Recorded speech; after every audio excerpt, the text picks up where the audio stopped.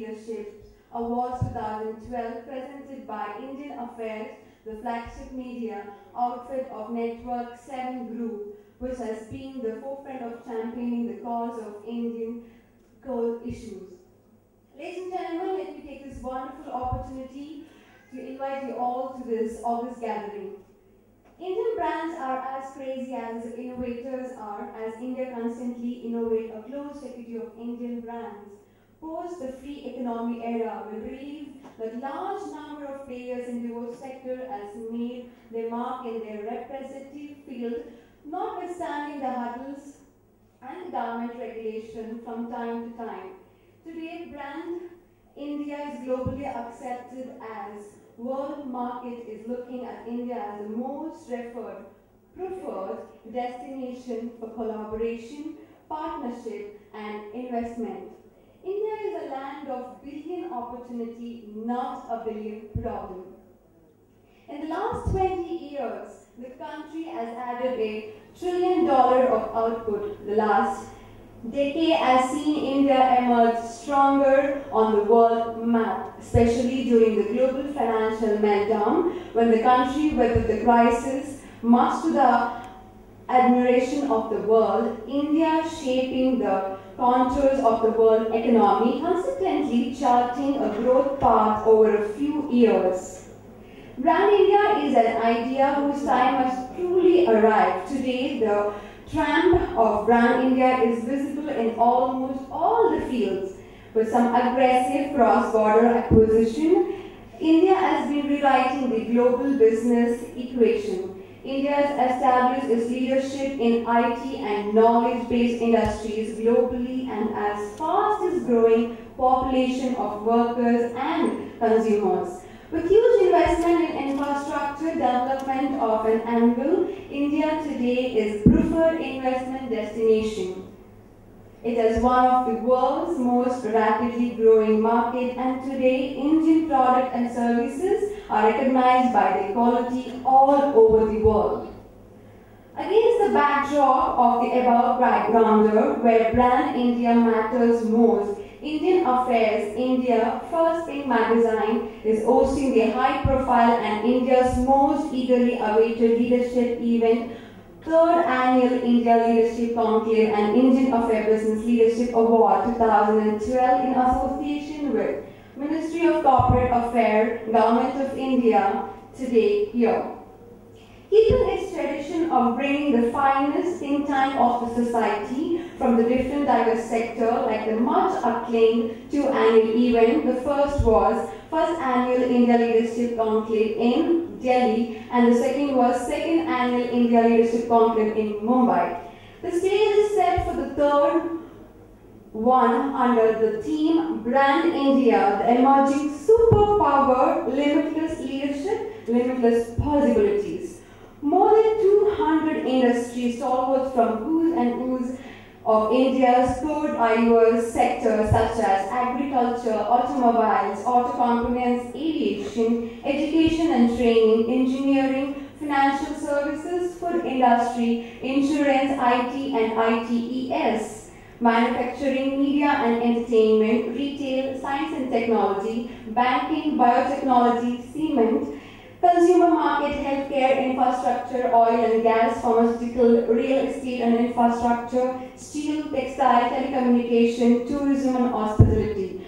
Well, attend the annual leadership conclave. We have lined a powerful voice of topic of tremendous significance on Indian in complex issues. So, ladies and gentlemen, with this note, it's the time to watch a very beautiful and a wonderful video. Can we have the AV, please?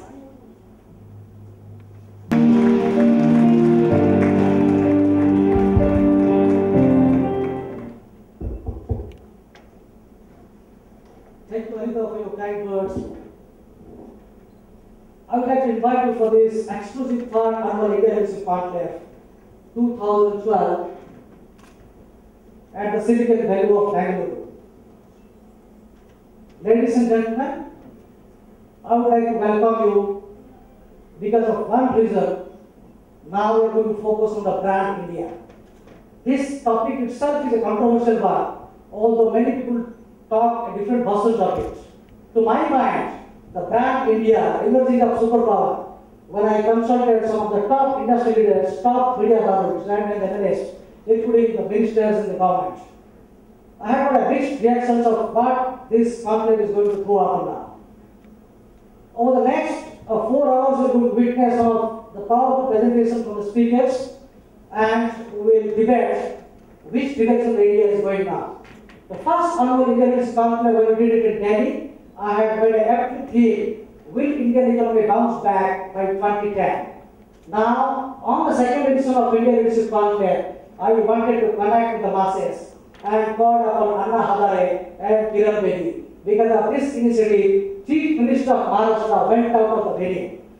To my mind, when the Chief Minister of Maharashtra, if some of the ministers go out, it doesn't make any impact on me as long as I connect with the masses. Because to my mind, I feel it is the collective voices which is going to rule. We cannot suppress the opinion of the collective voices.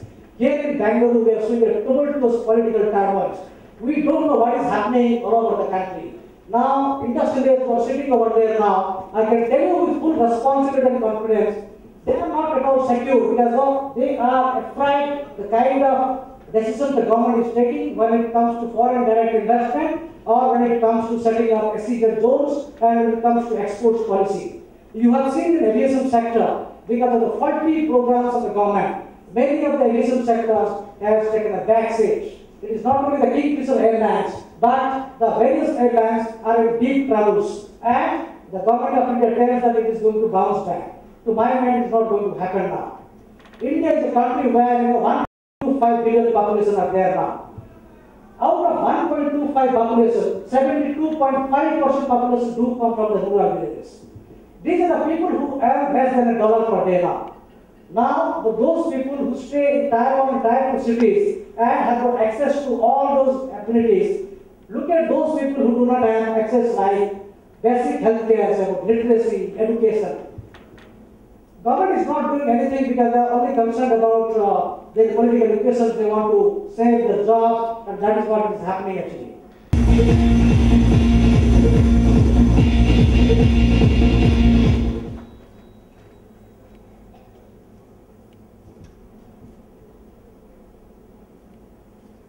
Thank you very much, and a wonderful evening to all of you. Thank you for being here. I believe India has always had a better head for business than heart for battle. As regions of our intrepid merchants and manufacturers march across the globe, our long-held belief, make money, not war, is proving a truly world beater of a strategy. What I shall focus on today are the biggest challenges, opportunities, and success stories of Indian brands going global. And like all good Indians, let me start with a few lessons from my own company, Dr. Batra's. It was 1996 when we were an established brand in Mumbai and beginning to expand across India, that we also took home the lead and our first step outside to Mauritius. The very first hurdle that we faced when I was going to start the clinic over there, I called on the vice president and I said, "Will you please inaugurate my clinic?" And he said, "Certainly, I will do it." And I went to meet him. He said, "Do you know that homeopathy is not recognized in this country? And if you actually practice, I'll arrest you and put you behind bars." I said, "I've done it."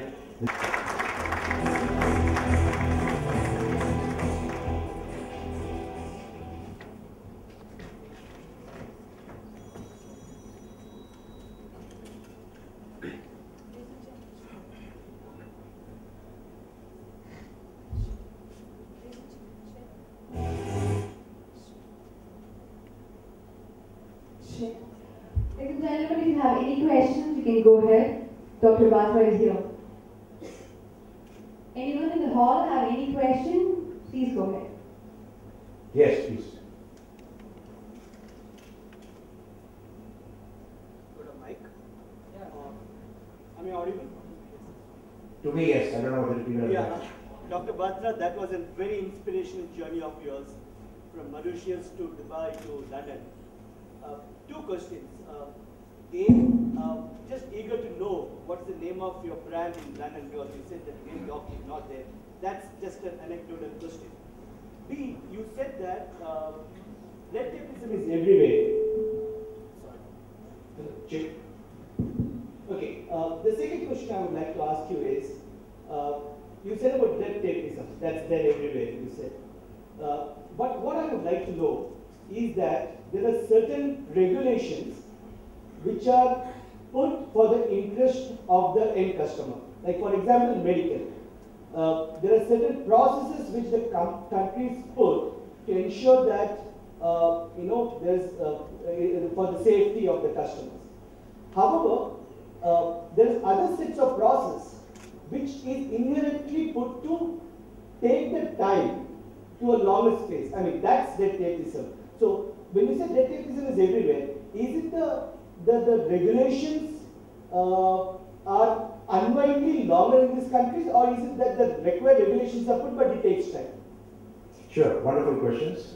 My answer to your first question is that we actually found a way. What we did is we registered our brand internationally as Dr. Batras. And since it has a logo, which you see over here, we can actually use it. But if we advertise, then we still cannot say Dr. Batra in the copy. We have to say Mr. Batra. So at least we got the brand registered internationally, and we can actually now use that brand in UK and everywhere else. So, like I said, Indians always find a way, and we managed to do it. It took us almost a year to get it done, but that's the answer. The second thing is your answer to the question that whether it's the process which takes time or whether it's a red tapeism. I think the answer really is, when I'm talking about red tapeism, I'm not talking about processes. I'm talking about it taking time because of the multiple levels it goes through. For example, Dubai Healthcare City has very, very difficult rules. The architectural plan has to go to Boston for approval. And, small things like you can't have sharp edges in the clinic. It has to be, curved, because nobody should hurt themselves. You have to have wheelchair access. Part of the waiting room has got to be only meant for wheelchair people. You have to have a separate room for medical records, which you don't keep in India. You have to keep physical medical records.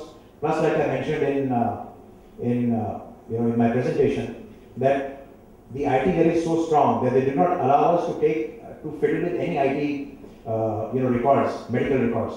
And again, why? Because then the consumer is protected.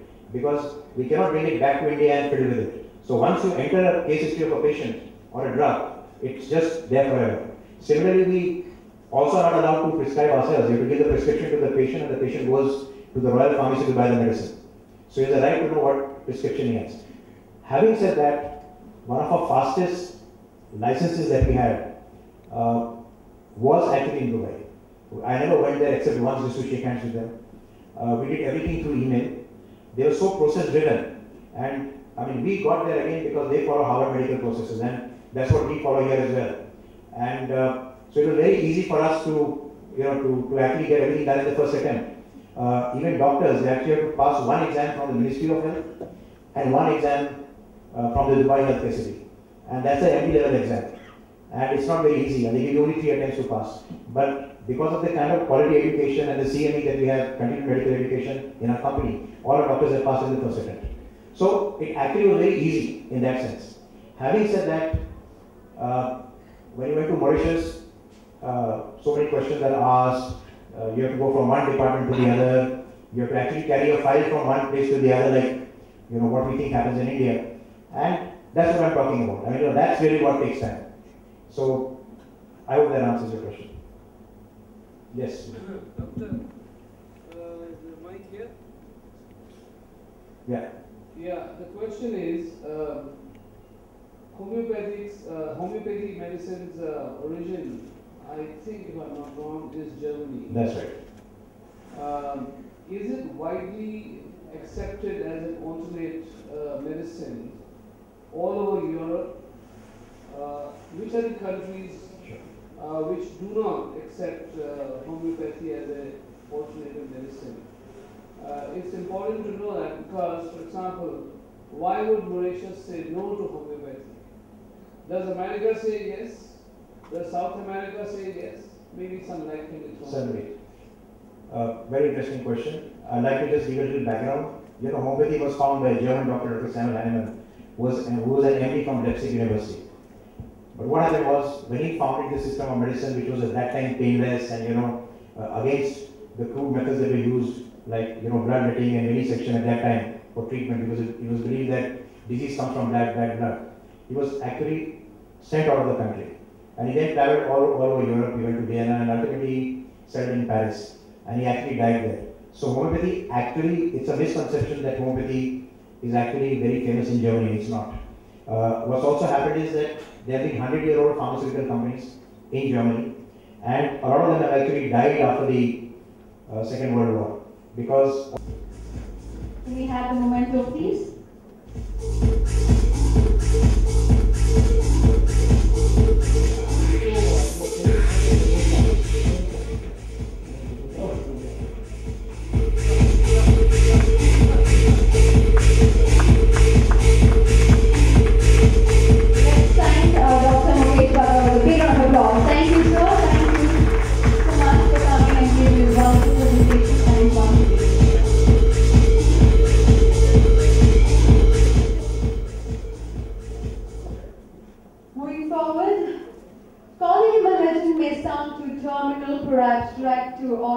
Industry from familiarizing themselves with his characteristics, charm, energy, passion, and enthusiasm to move paradigm. A man whose step moved him to change in global alcohol beverage industry, a leader, a teacher, a critic, a follower of only one mantra.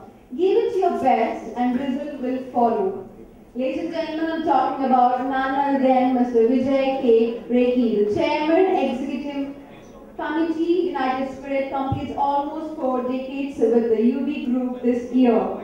Chronicle in its global leadership and success story. Put your hands together and welcome Mr. Vijay K. Rekhi, Chairman, Executive Committee, United Spirit, UB Group, for the talking on the topic, Challenges and Opportunities of Indian Alcohol Beverage Industry.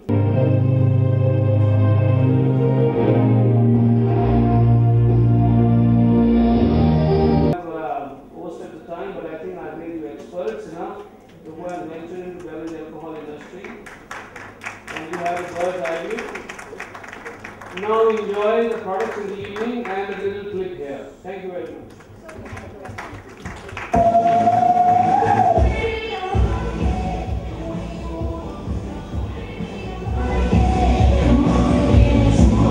It was a very interesting, intoxicating talk, even for a guy who never drinks. You might start to drink. Well, after those beautiful presentations, yes, the bottles are tempting. Just wanted to ask you a very interesting tax that you have mentioned. You said there is a labeling and litter tax. Labeling and Labeling litter tax. and litter tax. Yeah. Labeling, hologram, and litter tax. So, are you taxed for the labels and are you taxed for the quantity? You are taxed for the label you apply on the bottle. There is an adhesive label which goes on top of the cap. You are taxed for that. I mean, even if you don't drink, and if you are in the excise department, you can come up with your name. It's a Subramanian tax. You can put it on that board. So don't worry. Thank you.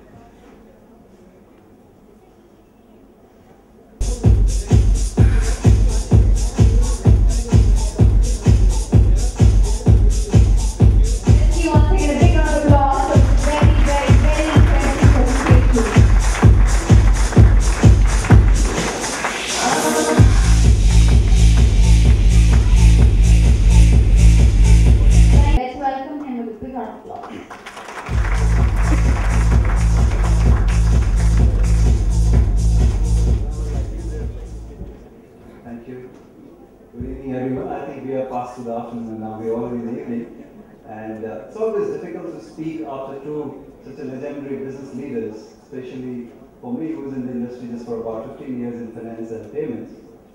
So, two things. One is interesting observation from the video. We said that we are of the global GDP in single digit. Very interesting from Mr. Vijay Rekhi's presentation that in spirit consumptions we are in double digit.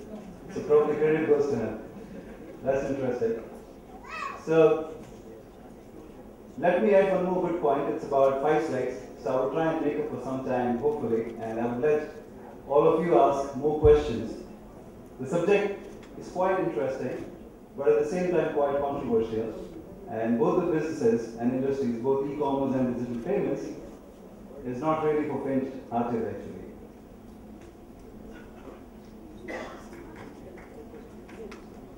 Thank you, sir. Thank you for the time and the wonderful presentation. Now, I would request Mr. Satyaprama to please come on the stage to present the memento.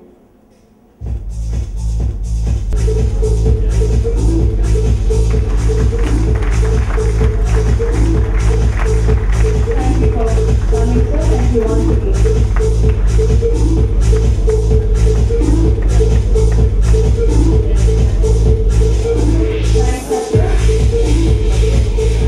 With the vision of ensuring that Krishidhan group of companies emerges as the largest technology-driven agro-input company in India. So it's already there. So once again, let's give him a big round of applause and welcome him. Dear all, I welcome to you for our wonderful evening. Hereby, I will give you a very unique industry. It is the basically seed industry which has been developed in India after US, and it is the backbone of the agriculture. As you know, agriculture economy has developed by India, and that's by a green revolution, second or third green revolution has came. About Krishidhan Group, as I will say, in 1973, my father was started from pesticide dealer. In 1980, we have been first notified seed processing plant has been developed.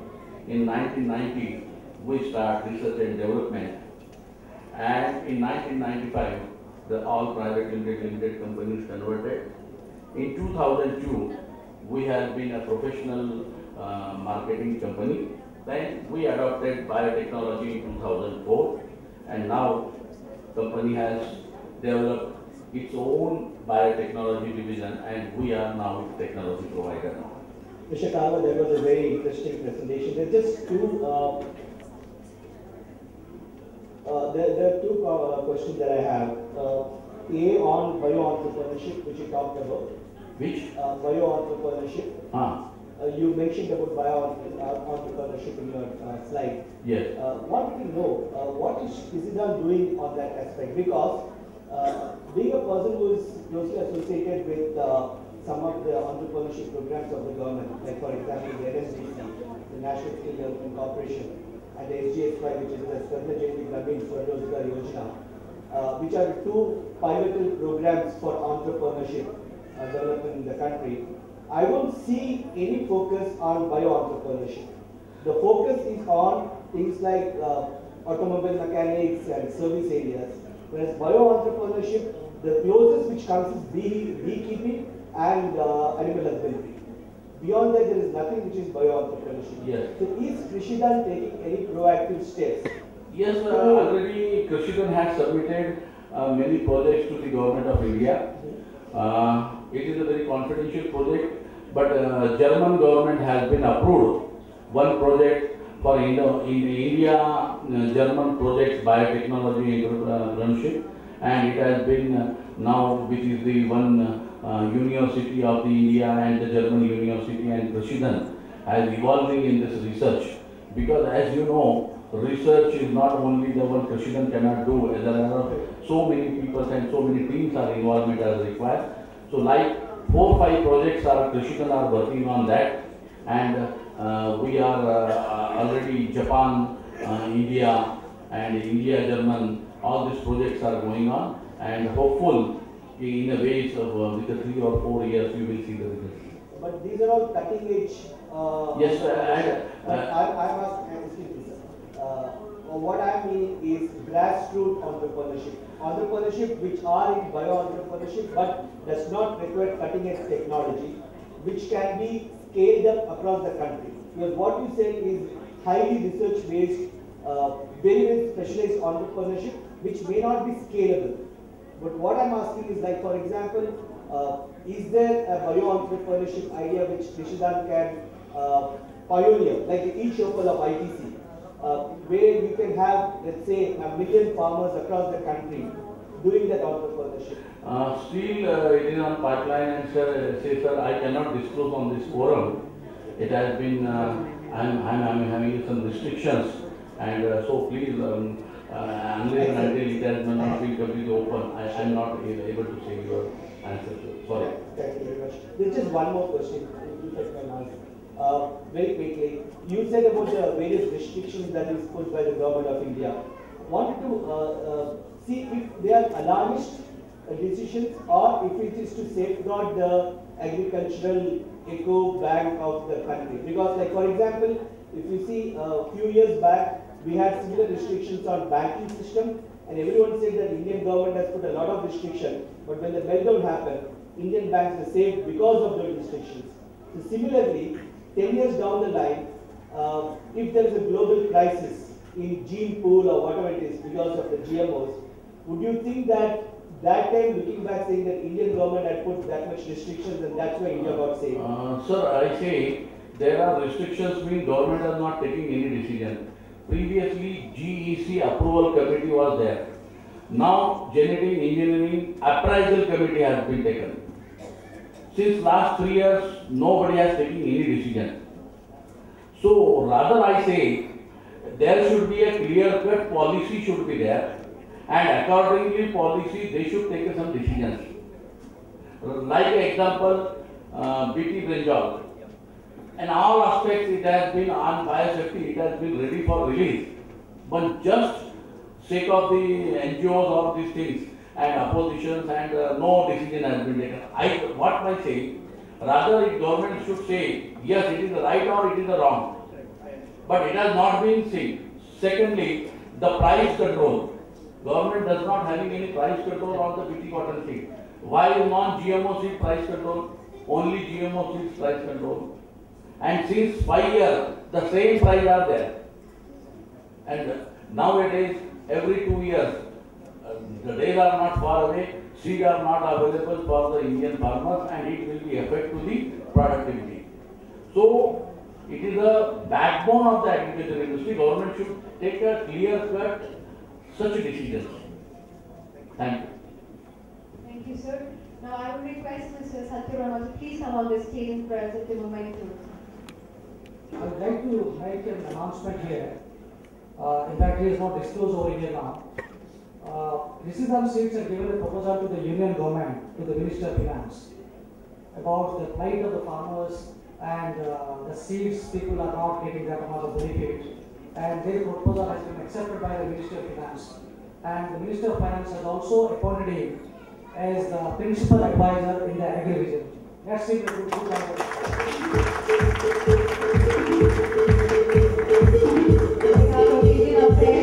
Thank you, sir.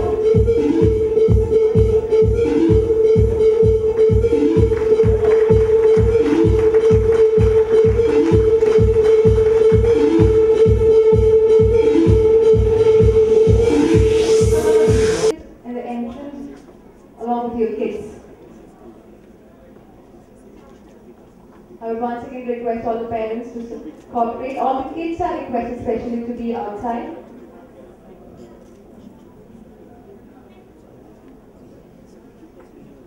Alright, thank you. As Satya sir told, yes, we have awards ceremony sharp at 8 o'clock, followed by lots of entertainment lined up just for you people. Now, ladies and gentlemen, Ubet Laboratory develops, manufactures and markets a wide range of optimal quality, ethical nutrition and nutritional supplements. This realization confirms the best guarantee in terms of analysis, traceability and purity of raw materials, respecting the good manufacturing practice established.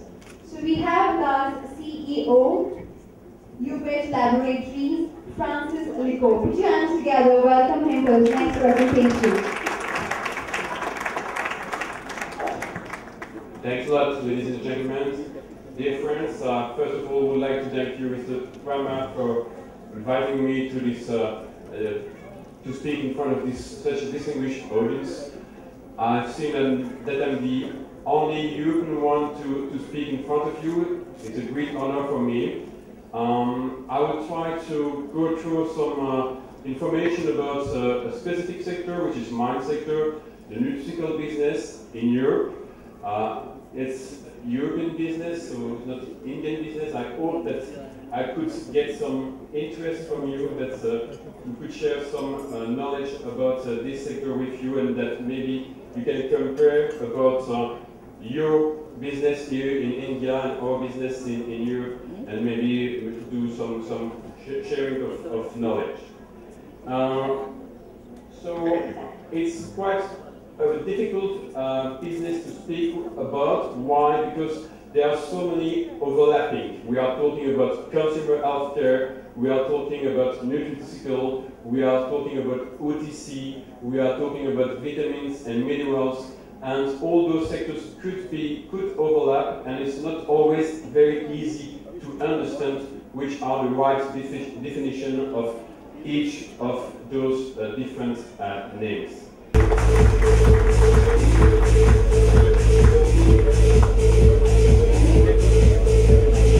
Thank you, sir. Well, ladies and gentlemen, in fact, we're running behind the schedule, and hold your breath now. The next speaker, which is not scheduled, is going to mesmerize the audience. Is none other than Professor Arindam Chaudhary, the first Indian who dared to think beyond the IIM and built his empire to the entire countries abroad, and is ranked among the top 3 to 4 these schools in the country. He is presently with us, and he is going to speak only for 10 minutes because there are flights to go. He will also receive the award in next 10 to 15 minutes because our schedule is there from 8 to 9, so he has to get a flight in there. Professor Arindam Chaudhary, please. Can I have a huge round of applause?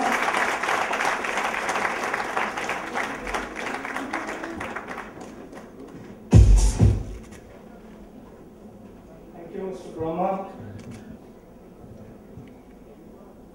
It's at times very tough for people who are used to taking 3 to 4 hour classes at a stretch to suddenly be told to speak for 10 minutes, and in 10 minutes try to inspire an audience and live up to the kind of expectations that Mr. Brahma tried to build up. But I know that this conference is about Brand India, and we are celebrating Brand India today. And while I was coming in, I thought, let me say a few words on this concept of Brand India, because as we become big, as our brands become big, and they are competing in the world markets, there are certain things that we also must be very careful about, and I thought I'll quickly focus on those things. You know, I go abroad, and whenever I'm speaking or I am going for any seminar, I meet very interesting kind of people, and I've seen that there's a very common observation that comes up.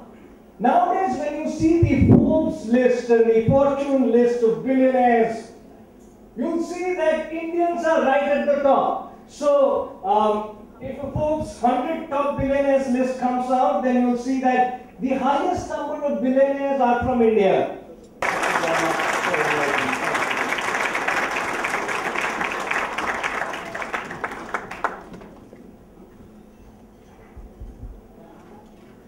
Thank you, Professor Arindam Chaudhary, for coming over here. That was indeed an inspiring speech, and I am sure that the entire audience would have been blown by it.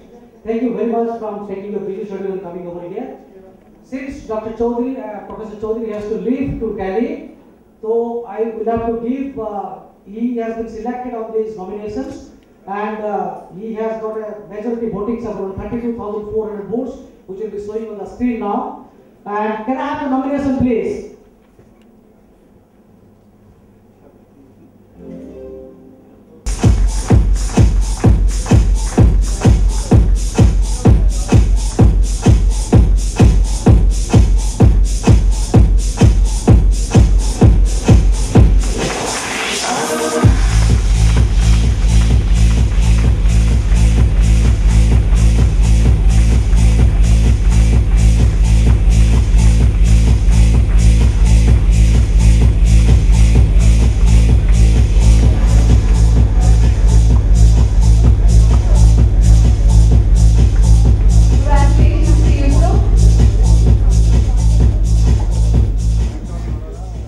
for that very energetic presentation, and congratulations to you, sir.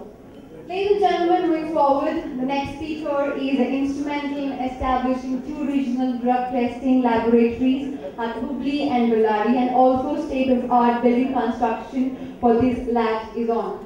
Is instrumental to get approval to have own building for circle offices at various districts and at present at 5 places. Already there, once again we would like to welcome you, sir. Ladies and gentlemen, put your hands together and welcome Dr. B.R. Jagashatri, Drugs Controller, Government of Karnataka. Welcome, sir. Thank you. And it is very difficult to speak after so much thought enthusiastic speech by Chaudhary and other people. Nevertheless, taking the line from Chaudhary, I always say everywhere, wherever I go, TAP, 3 things we should adopt right from education or children. TAP means transparency, accountability and punctuality. I am ready to answer.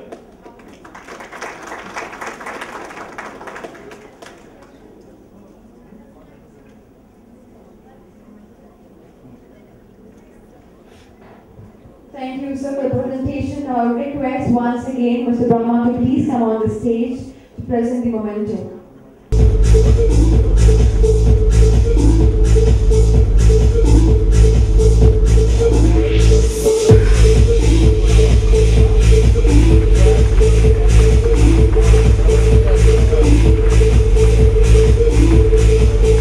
On behalf of Vinita, thank you, sir. Thanks for coming. Thank you, Mr. Brahma. Moving forward, ladies and gentlemen, co-founder and CEO of eBilling Solution, India's fastest growing payment gateway company, Nishant Chandra. Mr. Nishant Chandra, co-founder and CEO of EBS India, who launched EBS in 2005. EBS now. So the presentation I'm making today is on the e-commerce and how we are growing and what things are. I know I don't have much time, but I will just try to wrap up and give you as much details as possible. So let's look at what's in Europe, because 6 months back a Europe-based company, we merged with a Europe-based company called Ovon, and they are from Belgium as well. I think I already have one from here. So to just tell you, to give you a quick insight, 202 billion is the total amount of transactions which has been done in the year 2010, and that's what you see in Europe. So it's in US we have 176 billion. I think the opportunities here are humongous, but 10 years down the line, with your other technologies like m-commerce and everything coming in, where do you see this again continuing, or is it going to be one of those technology which has a very limited longevity? Because when you're talking about m-commerce and integrating the entire payment system, the communication system, everything into one gadget, to an extent that you can even control your house using your SIM card, controlling the air condition of your house and everything using your mobile phone. Where do you see your system probably 10 years down the line? So it's something like this. Today, everyone is trying to get into an aggregation. Even IMPS is getting into an aggregation. M-commerce is one of the payment options.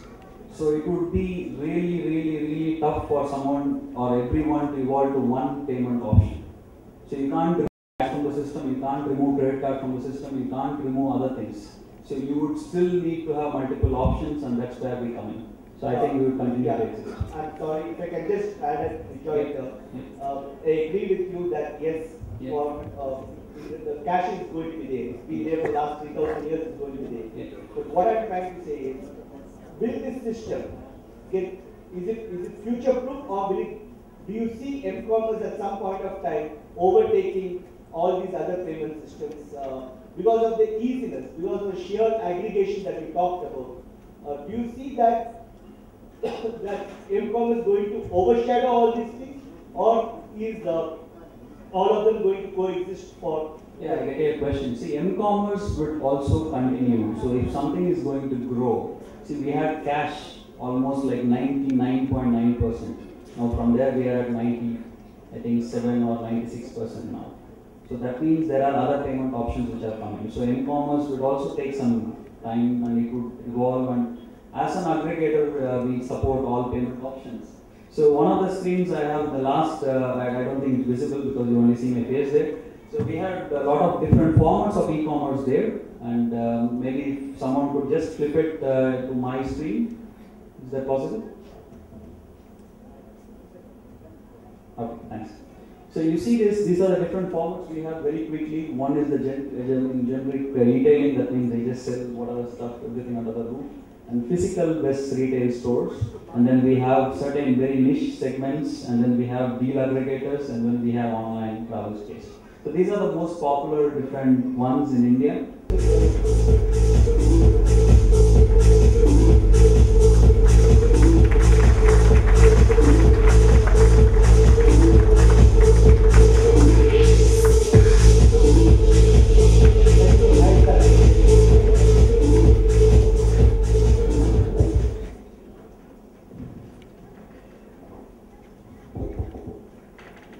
Ladies and gentlemen, it's wonderful to be here for this conclave, which you heard one of the topmost thinkers of the society deliberating on various topics of tremendous significance now.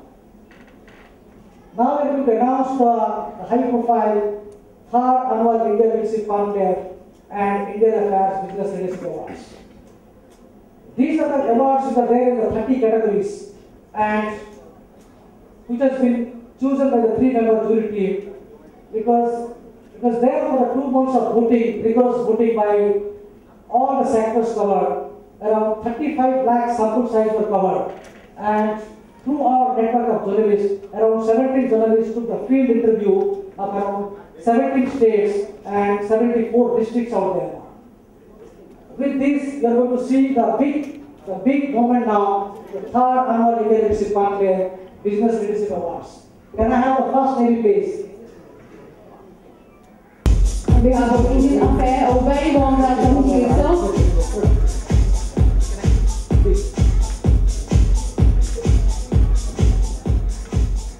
Well, it's a very proud moment for us because one of the India's top artists is coming over here. Between 4 to 7 o'clock, there has been I don't want to disclose the names now. Karnataka is presently under tremendous situations which is occupied with a lot of political turbulence, which has resulted in the politicians' barbaric attitude and disregard to the media now.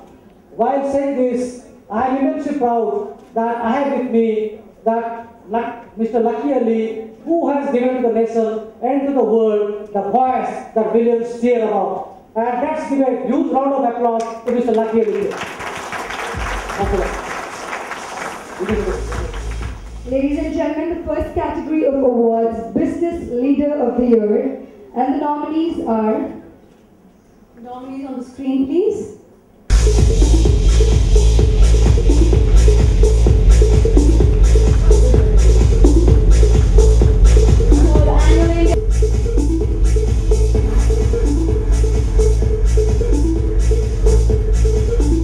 And the next category is India's most valuable IT software company.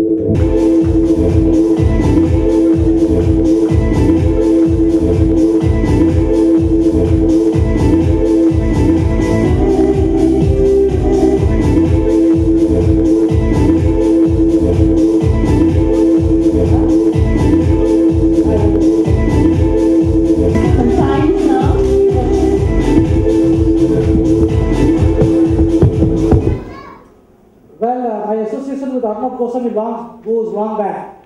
And Arnab had to come here, 2:30 flight he picked up, but he couldn't come here. Arnab Goswami changed the landscape of the media and brought into forefront, exposed many other persons. So it's a proud moment for me, although he's not physically present here, to present it to Arnab Goswami at times now and Sunil Dula as well. I will accept to give it to him.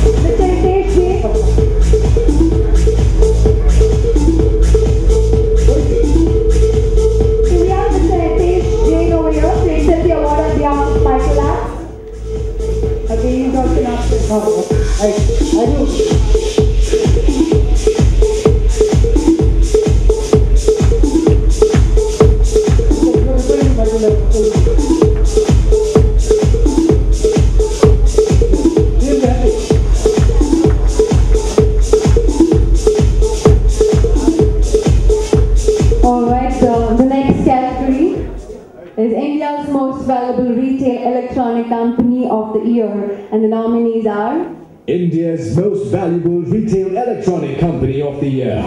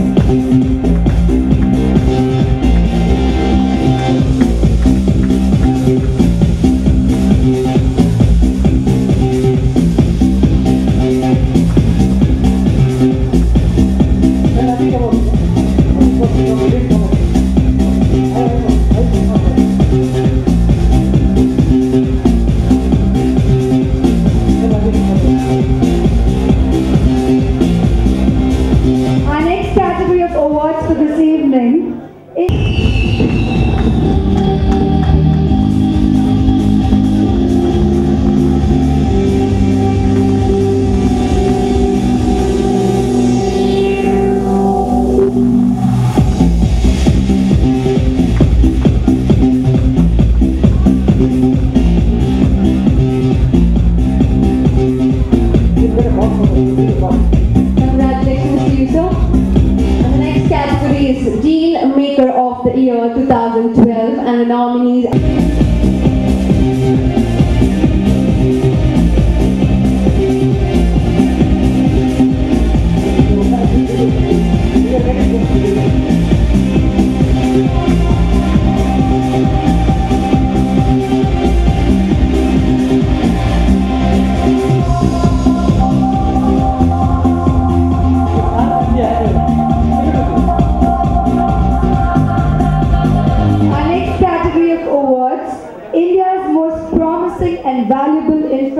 infrastructure company.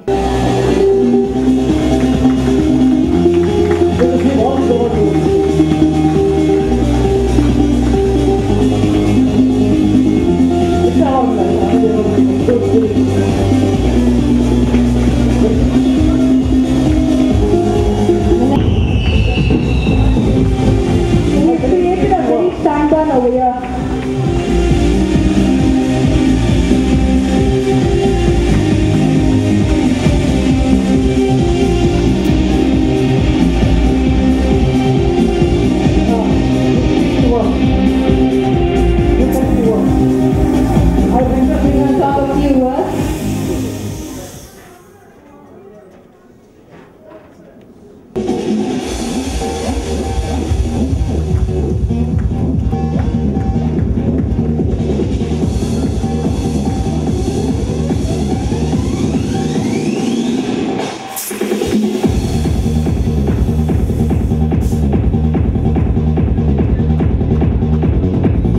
Congratulations. The next category, India's most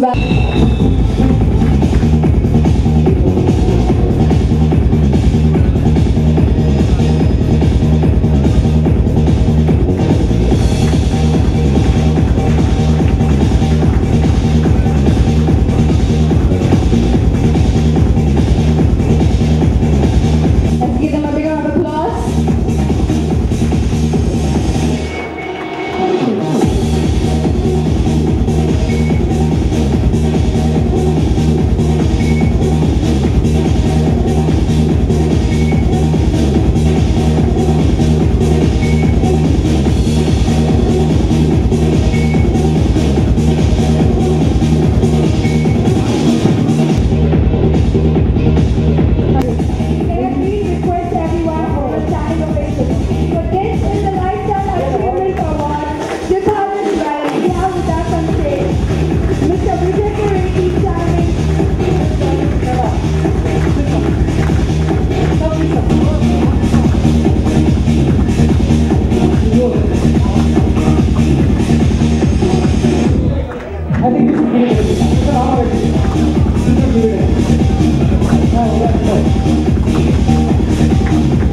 Congratulations to you, sir. Ladies and gentlemen.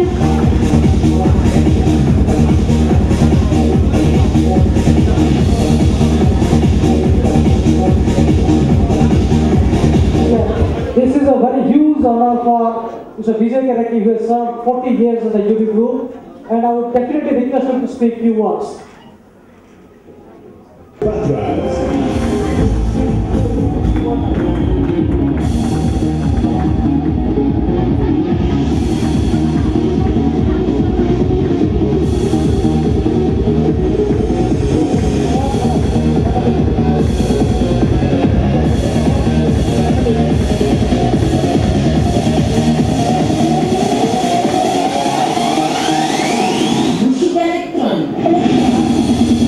I would let Mr. Bhatta go this. I would like to request for few words, please.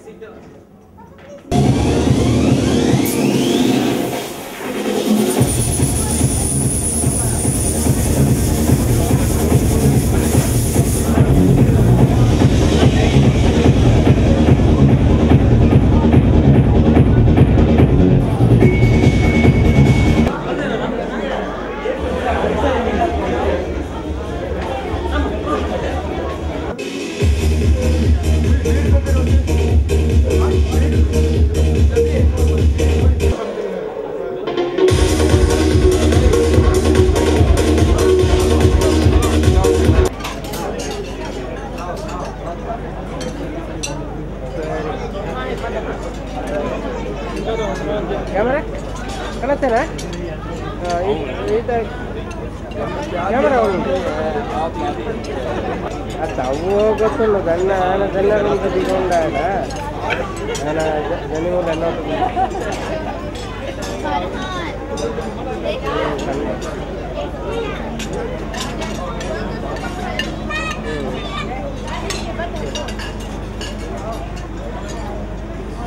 Very good.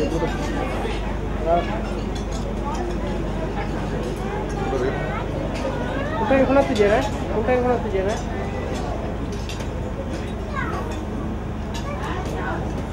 ಸರಿ ಬಿಡ್ತಾರೆ ಅವನಷ್ಟು ಆಗ್ತಿದ್ವಿ ಮಹಾರಾಜ್ ಓಲ ಹಾಪಣ ಮಧ್ಯಾಹ್ನದ ಬಂತುರದಿಂದ ಜವ ಆತೆ ತಿಂದು ಬರ್ತಾರೆ ಹಾಂ ಪಣ್ಣ ಉಂಡಾನ ಬೇಗ ಉಲ್ಲ ಹಾಂ ಸರಿ ಬೇಗ ಒಣಕ ಅನ್ಸು ಹಲೋ ಹಲೋ ಬೇಗ ಒಣಕ ಅನ್ಸು